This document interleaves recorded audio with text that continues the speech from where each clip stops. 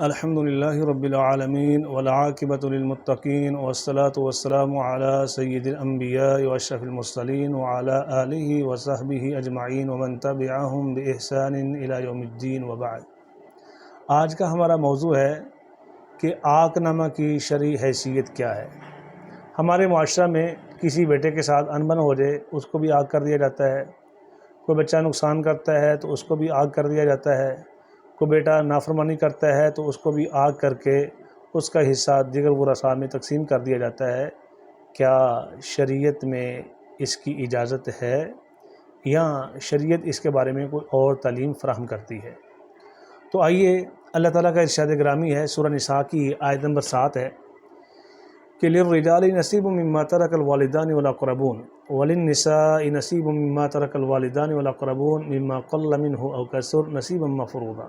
مردوں کے لیے بھی حصہ ہے جو ان کے والدین اقربا قریبی مال چھوڑ کے جاتے ہیں، اور ایسے ہی عورتوں کے لیے بھی حصہ ہے جو ان کے والدین اور قریبی چھوڑ کر جاتے ہیں۔ اور ایک بات ذہن میں رکھیں، یہ وہ حصے ہیں نصیبا مفروضا جو حصے اللہ کی طرف سے مقرر شدہ ہیں۔ اور دوسرے مقام میں فرمایا فریضۃ من اللہ، یہ اللہ کی طرف سے مقرر شدہ ہیں، اس میں کوئی انسان تبدیلی نہیں کر سکتا۔ تو یہ جو عاق نامہ والی کیفیت ہے یہ شرعاً درست نہیں ہے۔ اور دوسرے مقام پہ اللہ تعالیٰ ارشاد فرماتے ہیں کہ لا تدرون ایہم اقرب لکم نفعا فریضۃ من اللہ، تم نہیں جانتے شاید کوئی بچہ تمہاری وفات کے بعد اس قدر اللہ کے لیے مخلص ہو جائے اور آپ کے لیے اس قدر وہ صدقہ جاریہ بن جائے، شاید جو دنیا میں آپ کا تابع دار بچہ تھا اس سے بھی بڑھ کر وہ آپ کے لیے نفع کا باعث بن جائے۔ تو یہ حصے اللہ تعالیٰ نے مقرر فرمائے ہیں، میں یا آپ اس میں کوئی کمی بیشی نہیں کر سکتے۔ تو اس میں جن چیزوں سے بچہ بھائی بیٹا کوئی بھی جو محروم ہوتا ہے وہ 3 چیزیں ہیں۔ اس میں نہ مجھے حق ہے نہ آپ کو حق ہے، وہ شریعت نے اگر وہ 3 چیزیں پائی جائیں، وہ جس کے اندر بھی پائی جائیں وہ وارث بن رہا ہو تو وہ وراثت سے محروم ہو جائے گا۔ پہلی چیز کیا ہے؟ اگر آپ آزاد ہیں اور آپ کا بیٹا غلام ہے تو وہ بھی وارث نہیں بنے گا۔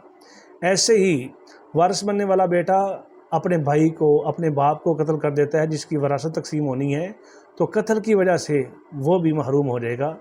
اور تیسرا اختلاف دین، فوت ہونے والا مسلمان ہے اور وارث بننے والا کافر ہے تو کافر بیٹا بھی دین کے مختلف ہو جانے کی وجہ سے وارث نہیں بنے گا۔ یہ 3 چیزیں 3 پابندیاں دین اسلام نے لگائی ہیں، ان کی پاسداری کی جائے گی۔ لیکن اگر ہم اپنی ضد اور انا کی وجہ سے اور بیٹے کی نافرمانی کی وجہ سے یا گھر کے ماحول کی وجہ سے یا 3-4 بیٹے ایک سائڈ پہ ہو گئے ہیں، ان کا مطالبہ ہے، والد مجبور ہو گیا ہے، ان کی مجبوری کی وجہ سے اس کو عاق کرتا ہے، تو امام بہقی رحمہ اللہ شعب الایمان کے اندر روایت لے کر آئے ہیں من قطع میراث وارثہ قطع اللہ میراثہ من الجنہ، کہ جس شخص نے اپنی وراثت سے کسی کو محروم کیا، اس کا حصہ کاٹ دیا تو قطع اللہ میراثہ من الجنہ، اللہ تعالیٰ اس کو جنت کے حصے سے محروم فرما دیں گے۔ کس قدر سخت وعید ہے۔ تو یہ تقسیم وراثت کے حوالے سے خاندانی نظام سے، گھریلو نظام سے، محلہ داری کے نظام سے باہر نکل کر اللہ اس کے رسول صلی اللہ علیہ وسلم کے فیصلوں کے مطابق کیجیے، دنیا میں بھی سرخ رو ہوں اور آخرت میں بھی آپ سرخ رو ہو جائیں گے۔ اللہ پاک فہم اور سمجھ عطا فرمائے، آمین یا رب العالمین۔